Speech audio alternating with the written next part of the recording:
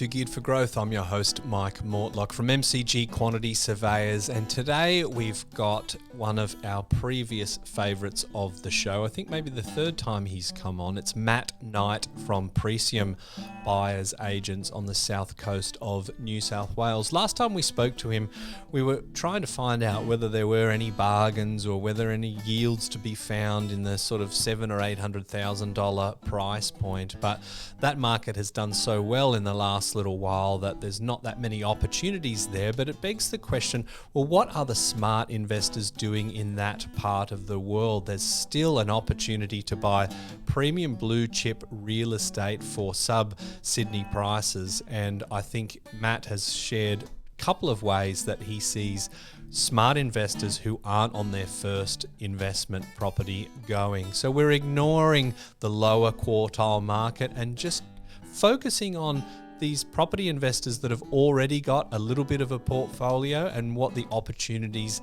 are for them to supercharge the back end of their acquisition journey. An always insightful interview with Matt, and I hope you get something out of this one. Here's Matt. Matt Knight, thanks for joining me back on Geared for Growth. Mike Mortlock, pleasure to be here. Oh, geez, sounds very serious and sensible, which is not our style. No. So we'll dispense with that post-haste. For people that haven't come across you, of course, you've been on the show, I think, at least 2 previous times. But what part of the world is your sort of backyard for the property space? That's a secret, and if I told you, I'd have to kill you. Goodness. No. We are on the south coast of New South Wales, so south of Sydney. And I live in a zone called the Shoalhaven, which is fairly paradisey. Haven's the clue. Which is the technical term. But yeah, our business runs from Wollongong to the far south coast. Yep. And yeah, between 1 and 3 hours, 1 and 4 hours drive down from Sydney. Now that part of the world became completely different post-pandemic or even mid-pandemic. I remember a story where you said you were getting lots of phone calls from little old ladies in sort of expensive apartments in eastern suburbs of Sydney. Yep. Woollahra, saying, Matt, help me get out of here. Every time I press the lift, I worry it's got COVID on it. And that sounds a little bit silly, but I think you coined the term the Black Land Rover Brigade. A lot of money went south looking for property. And it's an interesting thing to observe, the fact that you're talking about kind of like satellite locations from Sydney. And we know that Sydney tends to kind of lead the direction in markets like Wollongong and Newcastle. And for example, when you're looking at Melbourne versus, Geelong, Ballarat, Bendigo, they often tend to sort of go in lockstep, but sort of 6 months down the track. What was it like during the pandemic when you saw the Sydney people wanting space and, well, no COVID? Firstly, kudos for remembering those stories because it was a little while ago since we spoke. Yeah, absolutely. The COVID boom that happened on the south coast, which did, as you've mentioned, happen east and west of Melbourne, north and south of Brisbane, and north of Sydney, and so it wasn't just here, but those desirable satellite locations out of cities, but within cooee of cities, became incredibly popular.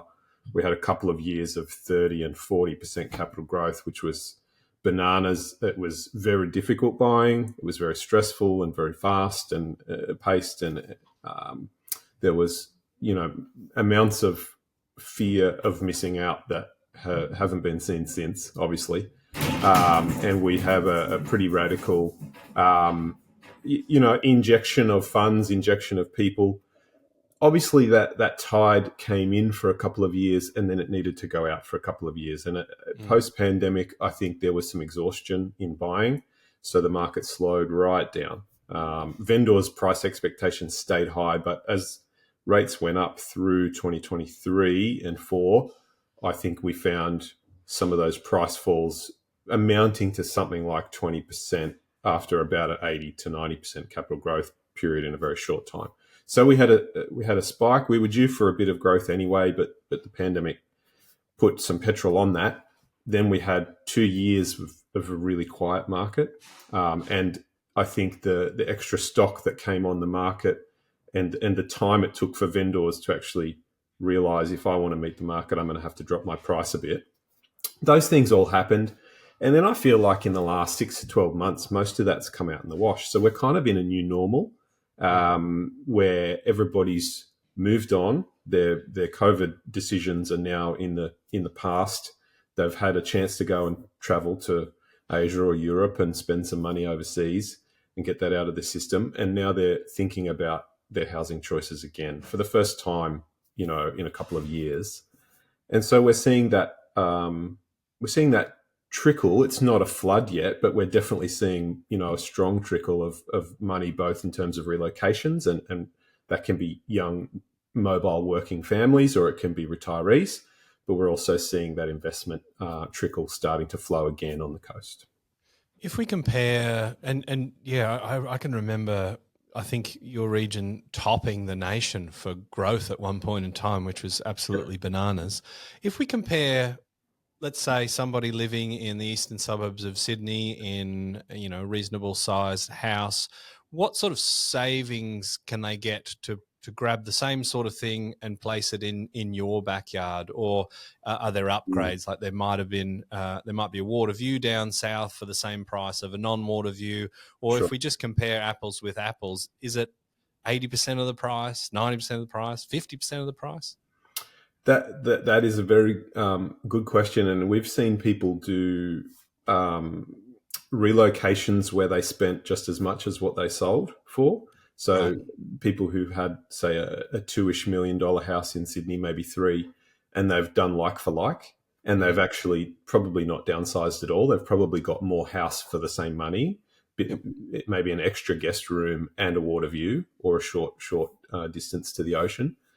We've had plenty of people who've sold, say, the better quality, bigger $3 to $4 million house. Maybe it's in the St George Shire and it's heritage listed, or maybe it is a sort of an eastern suburbs home, and they've come to either buy a beach house and get as close to oceanfront as they can, or a big view on a headland, or they've gone for that small acreage, half an acre or an acre in Berry or Kangaroo Valley. Those kinds of cute towns just off the coast are also really popular.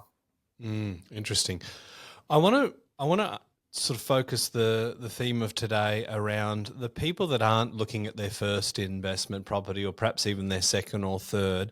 It's people that have a little bit of a portfolio behind them and they're looking at opportunities in that next level. To kind of preface that, the last time we caught up, I was asking you the question, are there any cheapies your way? Can I get something for $750 or $650 with a 4% yield? And I think the answer was a categorical no. But you did sort of say that there was a sweet spot, and I think it was sort of around that, 900 to $1.5 million, or it might have been like 1.2 to 1.8, that sort of frame. Can we start with that point and then sort of move into where we see maybe some opportunities for people that are slightly heavier hitters? Yeah, so I definitely think that the rate cuts and the first home buyer stimulus is meaning that sub-$1 million market is really starting to fly in markets like Wollongong. So the speed of sales has just picked up enormously in recent times, and I think that'll continue. So it will be a more saturated buying market at the bottom end of that range. I think the interesting dynamic right now is that the South Coast has probably more buying activity in the bottom and top quartiles, and those middle two quartiles are almost lagging, it feels like, by a good solid 6 months at least. And so in markets like Kiama, for example, that would be the 1.8 to say 2.8 range. Not quite an ocean front or a massive beach house with a 4 to 6, because there's been like a bunch of 5s and 6s in Minamara, Kiama Downs, Kiama recently, and we were involved in one or two of those, and we got gazumped on one of them too, which wasn't pleasant. But that middle price band around the 2s is kind of fascinating because it doesn't feel like it's moving as quickly as either the first home buyer price point around $1 million or that really high end beach house. Let's crystal ball the next 12 months. I know all my guests love being sort of recorded on record for throwing out a prediction. But I'm guessing that as we maybe see the market's pricing in, at least two more rate cuts. So we're going to see a whole percent of cuts potentially in this cycle within 12 months. With the first home buyer stimulus now being on steroids, going from typically 40,000 spots to, as I understand it, kind of unlimited in terms of places. There are limits on how much you can earn and how much you can buy, but that's all been raised. I'm kind of thinking that investors will wanting to revalue, get the next property, get their first property, and anything sort of sub 700,000 is going to be hot. I think the first home buyers are going to be fighting there as well, and in my mind, there's no doubt that there's going to be some significant price appreciation in that sector, but the competition will be fierce, and it would be difficult to buy something below market or not having to spend above market on the promise that it should hopefully go up. And if you look at the CoreLogic data, it's the bottom quartile already that's doing most of the heavy hitting, but the top and the middle quartile, I think there's plenty of opportunities. And I know, given a lot of your clients are Sydney expats, for want of a better term, that have a little bit more to play with, I'm just wondering what the smart money is doing. The people that don't have a 650 budget, they actually have a few $1,000,000 to park somewhere. What are you seeing? And have a go at my prediction if you think it's rubbish. I don't think it's rubbish. I think that, like most of your guests, I also don't love trying to make market predictions. But if we get the further rate cuts that are being priced in and that are expected by all the boffins that track such things, I can only see demand being fueled just because of the sheer volume of people who I believe are sitting on the sidelines and who've been waiting to do something for quite a while now.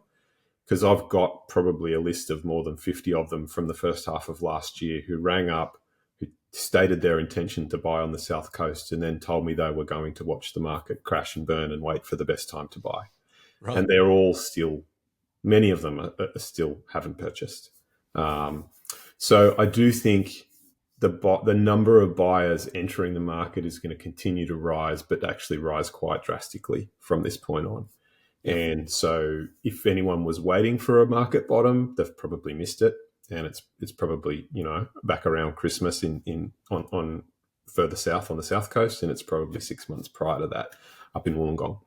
But I think there's opportunity in this next cycle, if we get some of those rate cuts and some growth, to be geared for growth, funnily enough, Mike.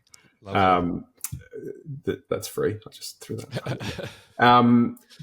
In terms of your question, what am I seeing the smart money doing? I'm seeing two things. I'm seeing people buy really low-yielding, old, ugly houses on really amazingly good blocks of land, and they've got to be rentable so they can get some negative gearing there, and they'll sit on that for a cycle, whether that be 4, 6, 8 years, and they're planning to knock down and develop 2, 3, 4 units on that block. So that small development, but doing it very slowly and allowing capital growth and time to come into the mix to make the development that much more creamy in terms of its equity result at the end, is something that I'm seeing people do when they're buying in more metro-ish markets like the inner suburbs of Wollongong, say something near the hospital or something near the university in Kirraville, Mangaton, inner northern suburbs like Woonona. There's a strong growth argument for buying a blue chip asset that could be a bit of dirt that's really worth $1.5 to $3 million with a very basic but rentable house on it, and then giving it some time, and then building a fantastic product with a couple of dwellings ready for subdivision in the future. That's one of, I think the heavy hitters are doing that, and they'll continue to do that and do well. The other thing they're doing is buying the very best quality beach houses they can. And Right. I think that the opportunity to buy beach houses disappeared, or to buy them for great value disappeared in COVID. Everything went up so much. Mm. And then those owners were typically the ones that didn't need to drop their price as quickly. So they took a while to kind of, for reality to bite for them. But we've now got a lot of new vendors entering the market. I mean, I've got a post-it note on my computer screen from a lady who owns a beachfront house in Mollymook who keeps ringing me saying, I want to sell, but I don't like Right. those agents. So I think that the older vendor who's had perhaps a beach house that could be beachfront, it could be a really amazing location, but they've sat on that thing for 50 years. Yeah. Right. And they bought it when it was very, very affordable. But they're now paying a lot of land tax, Yeah. and they're doing their next stage planning. Maybe the kids are overseas working, so they're not using it as much as a family holiday destination. Those are the kinds of sellers who are coming to market now. And we're post COVID, so they might be aware that there might have been a theoretical peak 2 years ago, but they're now realistic enough to admit that I'm going to sell for today's dollars, not Yep. dream about another number.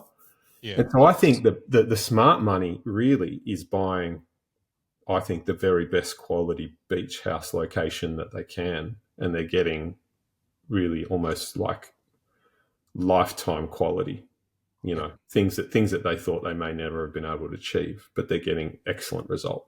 Yeah. Interesting. But I most of can those are remember. probably over two. Yeah, and I was going to ask that question because I can remember. I'm not entirely sure when it was. Maybe it was 10 years ago. That I think the Sydney house price record was 35, 40 million.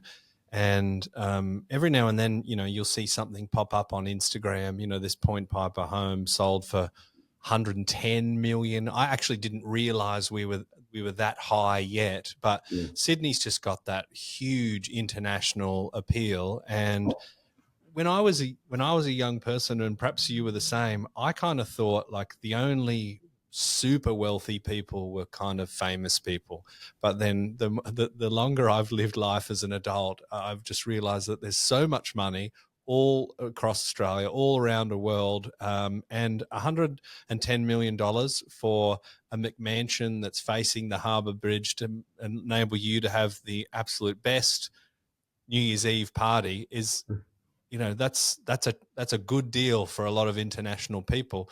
So it begs the question: is the South Coast going to have that same appeal? Is Sydney always going to have that premium, or people are just realizing, well, like it's actually in terms of a lifestyle and a place to live, and especially if people aren't necessarily having to commute to an office, that Mm. there's maybe more to be had down south. And what sort of prices are we talking? Like really $2 million as a starting point for these McMansions? The Geared for Growth Property Investing podcast is presented by our business, MCG Quantity Surveyors.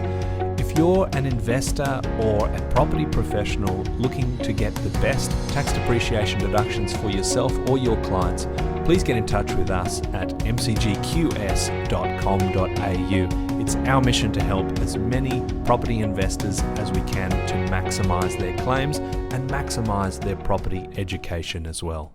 For what you're describing, it's barely even entry level. But in Right. terms of what do I think the South Coast offers, I'm about as biased as it gets Good. because I grew We'll up in still hear Sydney it. and left about 18 years ago, Right. and we did our sea change, and we're not going back. Thank you very much. Because actually, I'm going back tomorrow, and I'm bracing because I have to deal with Sydney traffic for a day.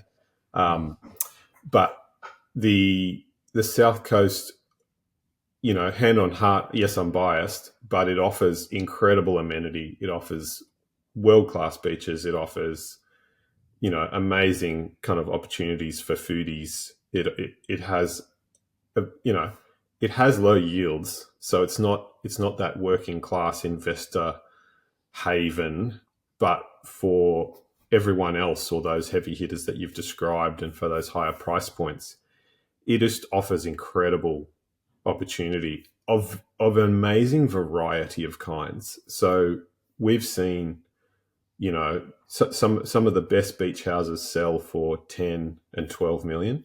Yep.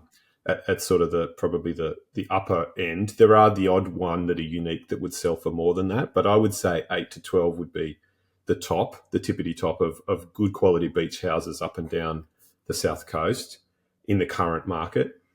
I would say that there's excellent stock in the 4 to 6 range, Yep.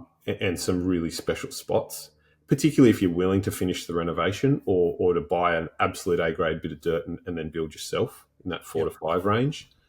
Um, and then that 2 to 4 million gets you a great view for probably the equivalent property in Sydney might cost nearly double. So Yeah. I Right. think that there is still value in some of these price points for what you're getting.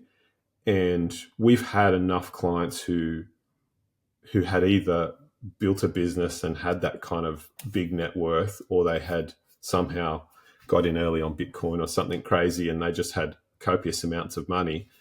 And what they've told us is that when they compare the amenity of all the different areas, that some of these pockets, you kind of your Gerringong, Kiama, Jiroa, your Kangaroo Valley, your beachfront Austin Mere, your beachfront Mollymook, some of these markets are just absolutely comparable world class beaches and amenity, and the lifestyle is really hard to beat. Obviously, if you Mm. wanted slightly warmer weather, you'd go to Byron, but you'd probably be paid triple in Byron. Yeah.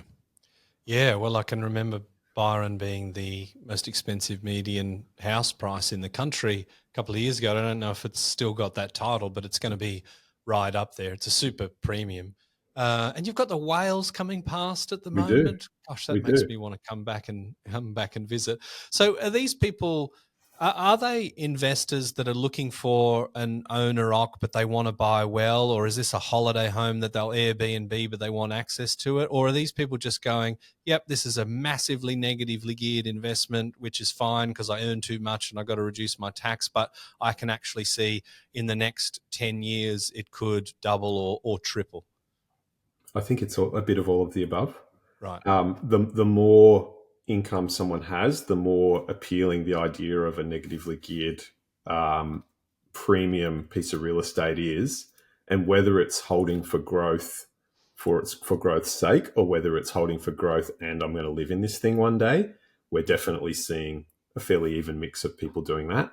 Um, the ones who have just complete freedom. So you're kind of your $100 million net worth and digitally mobile work CEO type scenario. They're probably making it their principal place of residence to at least dodge the land tax because they're spending Yep. the most on the property. And they're happy to hold an apartment or something else in Sydney as well for meetings. So that's Yep. happening. I think the middle class, that more of that Black Land Rover Brigade, sort of the upper middles who are in that 2 to 4 price band, they're more likely to need to put an Airbnb setup in place to at least service some of the debt that they've taken on.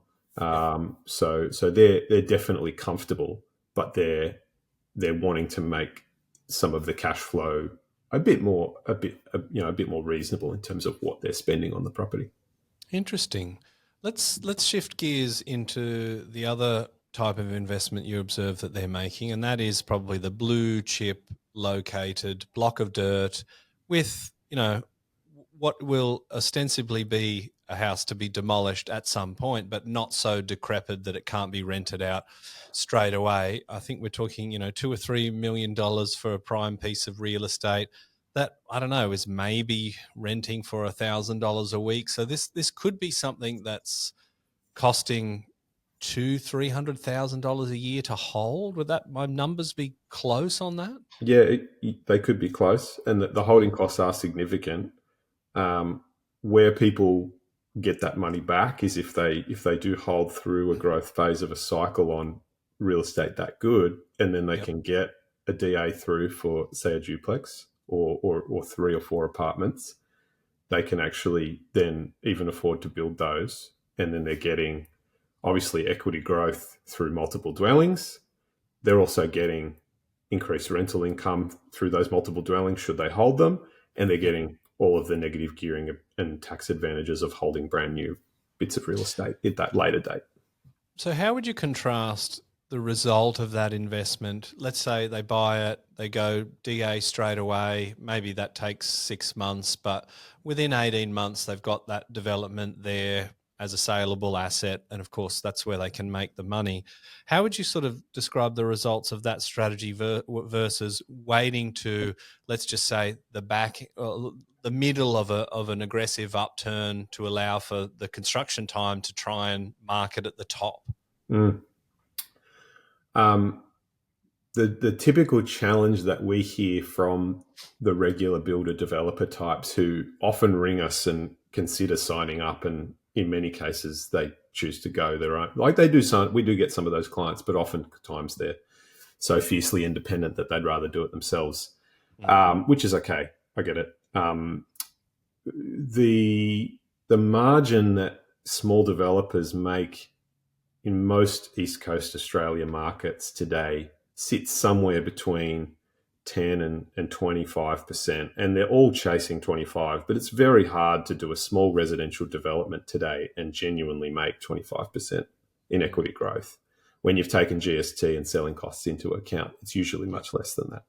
So the challenge is that they're all chasing this margin, the developer's margin, and when vendors are trying to get top dollar for their product, which is the entry stock that you're buying as a developer, trying to model that conservatively and prove that it's going to make more than 12 or 14% is quite difficult. 12% might be something that you would find reasonably often, but 25 is not something you find very often. When you add time, you actually take the pressure off, and you might be able to buy a really good site that only has a 10 or a 12% margin on today's numbers. And that if costs blew out, that can erode so quickly. But if you can add a couple of years of double-digit growth and hold for that time, and it suits you to do that because you have other income, so that negative gearing isn't hurting you too badly, then when you come to build, the margin is so much greater. And that's where we're seeing people develop on what ends up being 30 and 40% margins. And they're making that extra few $100,000 at the point of sale because they waited, because the growth was there.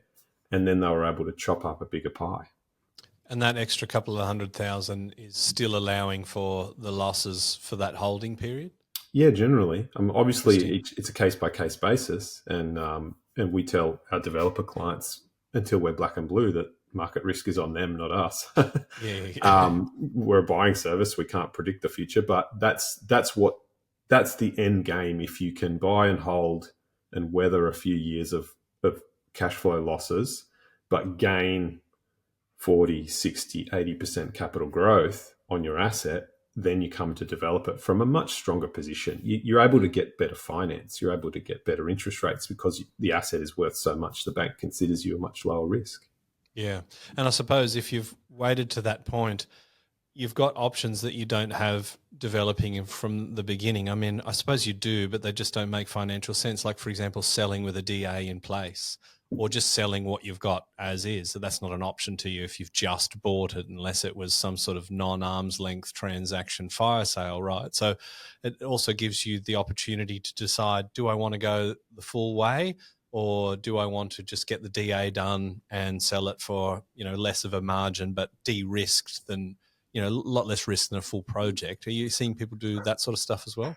Absolutely. And to come back to what you said before, we're talking about these slightly heavier hitters who probably have a portfolio of properties. So you've got to remember that this property is not the only one that the average client holds. They might have 4 or 7 or more, maybe 10 properties under their belt.